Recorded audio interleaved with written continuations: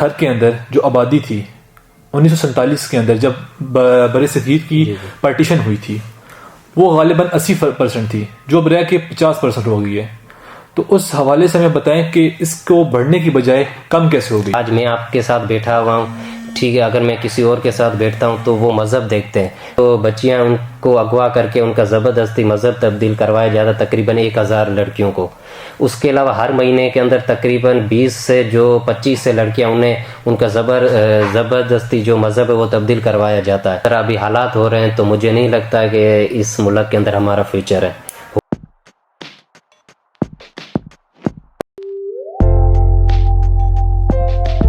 بسم اللہ الرحمن الرحیم. السلام علیکم. دا پوڈ کاسٹ وتھ سمیع جدون میں آپ سب کا خوش آمدید. میں آپ کا ہوسٹ سمیع جدون آج آپ کے لیے ایک نیا پروگرام کے ساتھ حاضر ہوں. آج کا جو ہمارا ٹاپک ہوگا پروگرام کا وہ ہوگا مائنورٹیز کے اوپر جو کہ پاکستان کے اندر آباد ہیں. آج ہمارے ساتھ جو مہمان ہوں گے وہ سندھ تھر سے تعلق رکھتے ہیں اور ایک ہندو کمیونٹی کے ساتھ تعلق رکھتے ہیں. ہم ان سے پوچھیں گے کہ کیا ان کے حقوق تھے، کیا ان کے لیے وسائل ہیں پاکستان کے اندر، اور کیا جو 1947 پاکستان کی آزادی کے وقت جو ان کے ساتھ ان کی آبادی تھی کیا آج بھی اتنی ہی ہے. تو چلتے ہیں اپنے مہمان کی طرف. جپال بھائی، سب سے پہلے تو آپ کو ہمارے پروگرام میں خوش آمدید. آپ کا بہت بہت شکریہ جو آپ نے اتنا قیمتی ٹائم ہمیں دیا.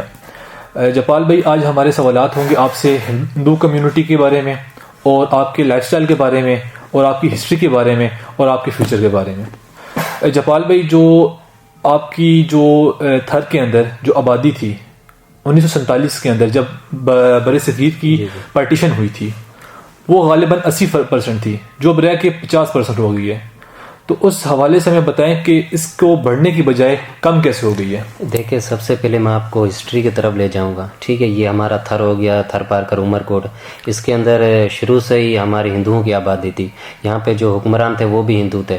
انہوں نے قائد اعظم کے حکم پر ہی پاکستان کے اندر وہ داخل ہو گئے کہ ہمیں پاکستان کے اندر شمولیت کرنی ہے. اس کے بعد اس وقت ہماری جو آبادی تھی وہ 80% تھی. آج ہم دیکھیں تو ہماری جو آبادی ہے وہ 50 ہے. اس کے پیچھے بہت سی وجوہات ہو سکتی. ایک تو یہ ہے کہ لوگ یہاں پہ خود کو محفوظ نہیں سمجھ رہے. آج کل آپ کو پتہ ہے کس طرح حالات ہیں، کس طرح عبادت گاہوں پہ حملے کیے جاتے ہیں.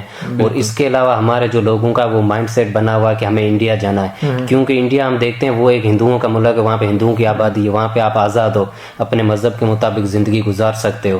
تو وہاں پہ وہ خود کو محفوظ سمجھ رہے ہیں اور اس لیے وہ چاہتے ہیں کہ ہم یہاں سے چھوڑ کے وہاں انڈیا کے اندر چلے جائیں. تو اس کے پیچھے یہ وجوہات ہو سکتی ہے کہ یہاں پہ لوگ خود کو محفوظ نہیں سمجھ رہے. تو جپال بھائی، کیا آپ کو پاکستان کے اندر وہ حقوق نہیں مل رہے جو آپ کو ملنے چاہیے؟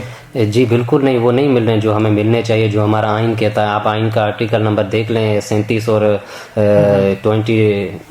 90 کے اندر دیکھیں کیا کہتا ہے. آئین کہتا ہے کہ آپ آزاد ہیں، آپ اپنی عبادت گاہ میں جا سکتے ہیں، آپ کے اوپر کوئی مطلب زور زبردستی نہیں ہے. ہمیں تو زبردستی کی جاتی ہے. آپ دیکھیں تھر کس طرح ہم تھر کے اندر کس طرح رہتے ہیں اور کس طرح ہماری عبادت گاہوں پہ حملے کیے جاتے ہیں. ٹھیک ہے جپال بھائی، جوگندر ناتھ منڈل جو قائد اعظم کے ساتھ شروع سے ایک ان کے ساتھی رہے ہیں شروع سے، وہ جب 1947 کے اندر پارٹیشن ہوئی وہ پاکستان میں آ گئے تھے. ایسی کون سی وجوہات بنی کہ وہ انہیں پاکستان چھوڑ کے باہر تو کوچ کرنا پڑا؟ دیکھیں، سب سے پہلے تو قائد اعظم تھے، انہوں نے تو جوگندر ناتھ منڈل کو ہی منسٹر بنایا تھا لا کا. ٹھیک ہے، اس کے بعد جیسے ہی قائد اعظم کا انتقال ہو جاتا ہے تو جو لیاقت علی خان تھے پاکستان کے وزیر اعظم، تو انہوں کو بھی جوگندر ناتھ منڈل نے ایک خط لکھا تھا. کہا گیا تھا کہ آپ دیکھیں بنگال کے اندر کس طرح جو وہ دلت کمیونٹی سے تعلق رکھتے تھے جوگندر ناتھ منڈل، انہیں کہا کہ آپ دیکھیں کہ ہمارے ساتھ کس طرح ذاتیاں کی جا رہی، ہماری جو خواتین ہیں ان کے ساتھ کس طرح سلوک کیے جا رہے ہیں، اس کے اوپر آپ کوئی ایکشن لے یا کچھ کام کرے. تو اس خط کا جواب انہوں نے کچھ نہیں دیا تھا. پھر ان کے اوپر الزام لگایا گیا تھا کہ آپ انڈیا کے ایجنٹ ہو. ٹھیک ہے، تو اس لیے انہوں نے سوچا کہ مجھے یہاں سے جانا ہی بہتر ہے. تو پھر اس لیے وہ مجبوراً انڈیا چلے گئے اور انڈیا کے اندر انہیں کہا کہ آپ پاکستان کے ایجنٹ ہو. اور وہ جب ان کا انتقال ہوا تو ایسے ہوا جیسے اس کو کوئی جانتا بھی نہیں تھا. ایک وہ انسان تھا جو آزادی کے وقت قائد اعظم کی ہر بات پر ہاں میں ہاں ملا کے چل رہا تھا. وہ جب اس دنیا سے گیا تو لوگوں کو پتہ بھی نہیں چلا کہ وہ کون تھا. اوکے جپال بھائی، ایسی کون کون سی مشکلات ہیں جو آپ کو پاکستان کے اندر فیس کرنے آ رہی ہیں ایک صرف ہندو ہونے کی وجہ سے؟ دیکھیں، سب سے پہلے یہ ہمارے یہاں مذہب دیکھا جاتا ہے. ٹھیک ہے، آج میں آپ کے ساتھ بیٹھا ہوا ہوں، ٹھیک ہے. اگر میں کسی اور کے ساتھ بیٹھتا ہوں تو وہ مذہب دیکھتے ہیں. سندھ کے علاوہ مجھے نہیں لگتا کہیں بھی جو ہمیں برابر کے حقوق دیے جا رہے ہیں، کیونکہ سندھ کے اندر جو ہم ہندو مسلمان وہ بھائی چارے کے ساتھ رہتے ہیں.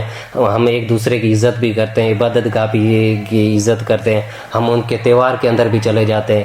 لیکن سب سے پہلے مجھے یہاں یہ مسائل جو سامنے آتا وہ آتا ہے کہ یہاں پہ ہندو سے نفرت کی جاتی ہے اور اس کے ساتھ کھانا بھی نہیں کھایا جاتا. ایسے بہت سے واقعات ہوئے ہیں اور میں نے یہاں پہ دیکھا بھی ہے. تو ہمیں سب سے پہلے یہ مسئلہ آتا ہے کہ آپ کا مذہب الگ ہے تو آپ ہم سے الگ ہو، ایک ساتھ نہیں رہ سکتے. جپال بھائی، جیسا کہ ہمارے پاکستان کے اندر جو اقلیت کے منسٹر بھی ہوتے ہیں جو بھاری بھرکم تنخواہیں لیتے ہیں، ایک پروٹوکول ملتا ہے ان کو، تو وہ اقلیت کے جو منسٹر ہیں کیا وہ آپ کے لیے کوئی فائدہ مند ہوتے ہیں آیا کہ یا نہیں؟ جی بالکل نہیں ہوتے. حالانکہ میرے خود جو ہم کہیں میرے جان پہچان والے میری ذات والے بھی منسٹر ہے، ایم پی ایز ہے اور ایم این ایز بھی ہے، لیکن انہوں نے ابھی تک کچھ نہیں کیا، ہمارے لیے کوئی آواز نہیں اٹھائی. میں یہ نہیں کر رہا کہ میرے لیے اٹھائیں، جو غریب لوگ ہیں ہماری ذات کے اندر ہمارے مذہب کے اندر ان کے لیے نہیں آواز اٹھائی ہے. وہ کچھ بھی نہیں کرتے، وہ بس حکومت کی ہاں میں ہاں ملاتے ہیں. ٹھیک ہے آپ حکومت کے ساتھ رہیں، لیکن آپ کے ساتھ جو ذاتی ہو رہی ہے اس کے خلاف آپ کہیں کہ ہمارے یہ لوگوں کے ساتھ ذاتی ہو رہی ہے، ہم ان کی وجہ سے آگے آئے ہیں تو ہمارا حق بنتا ہے کہ ہم ان کو مکمل حقوق دیں. تو جپال بھائی، آپ جیسا کہ وہ آپ کے اندر سے ایک چنا ہوا منسٹر ہوتا ہے، تو آپ نے کبھی ان سے کوئی سوالات جوابات نہیں کیے اس حوالے سے کہ کیوں ہمارے حق پہ ڈاکہ ڈال رہے ہو، کیوں اس طرح کے معاملات کر رہے ہو ہمارے ساتھ؟ دیکھیں سوال تو نہیں ہو سکتے. ایک تو یہ ہے کہ کچھ لوگ تو غریب ہیں، ان کی تو بات نہیں سنی جائے گی.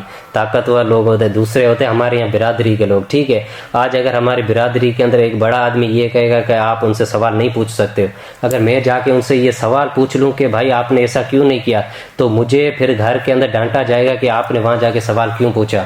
تو اس لیے لوگ ڈرتے ہیں، کیونکہ برادری کے اندر ہوتے، ذات کے اندر ایک بڑا ہوتا ہے، ہم اس کی احترام کرتے ہیں، ہم اس کی عزت کرتے ہیں، تو اس کے خلاف نہیں جا سکتے ہیں.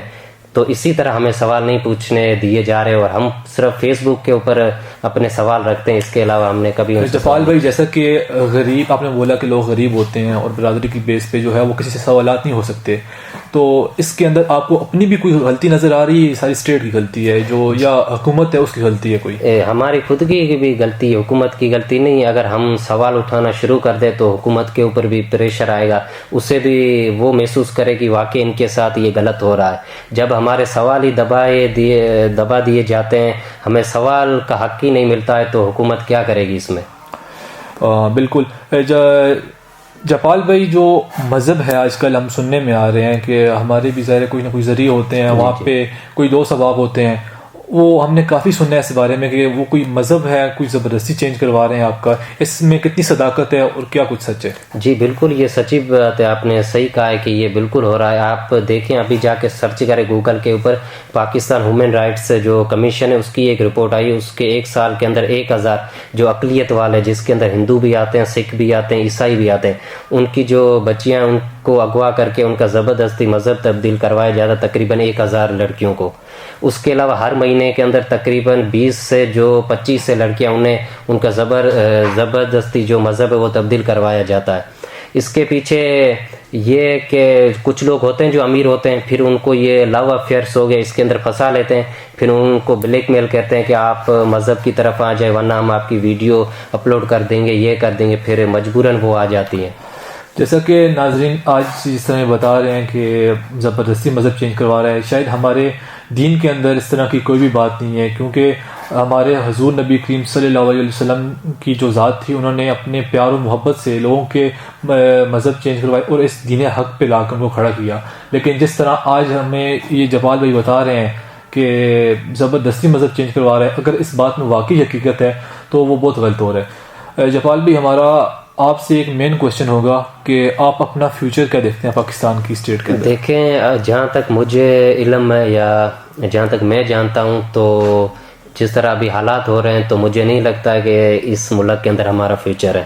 ہو بھی سکتا ہے اگر حکومت کچھ کرے، ایسے بل پاس کرے جو ہمیں پروٹیکشن دے سکے.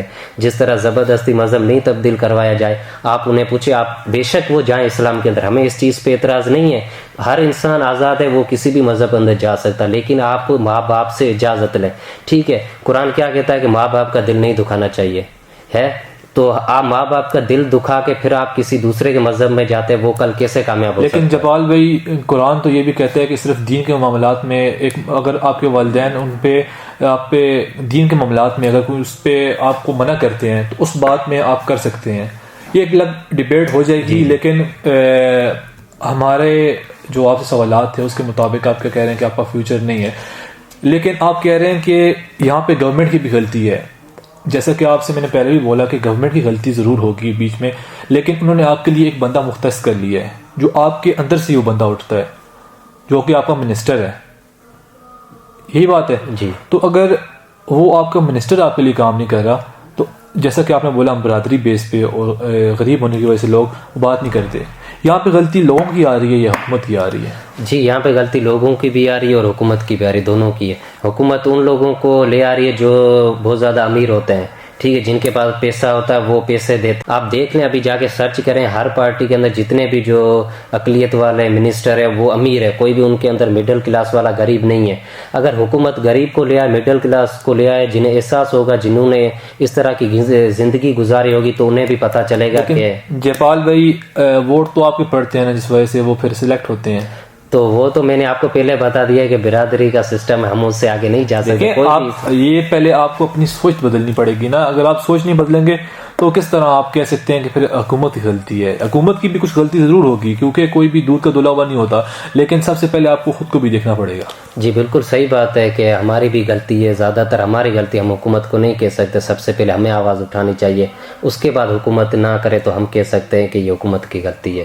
خیر ناظرین, آج کا جو پروگرام تھا وہ مائنورٹی بیس تھا. تمام انسان جنم سے برابر اور آزاد ہیں, سب کے یکساں حقوق ہیں, سب کے یکساں وقار ہیں. آج کا پروگرام جو تھا وہ مائنورٹی بیس تھا کہ کس طرح ہمارے ملک کے اندر مائنورٹی سروائیو کر رہی ہیں. ہمیں دیجیے اجازت اور دیکھتے رہیے پروگرام دا podcast with Sammi Jadoon. دعاؤں میں یاد رکھیے گا. اللہ حافظ.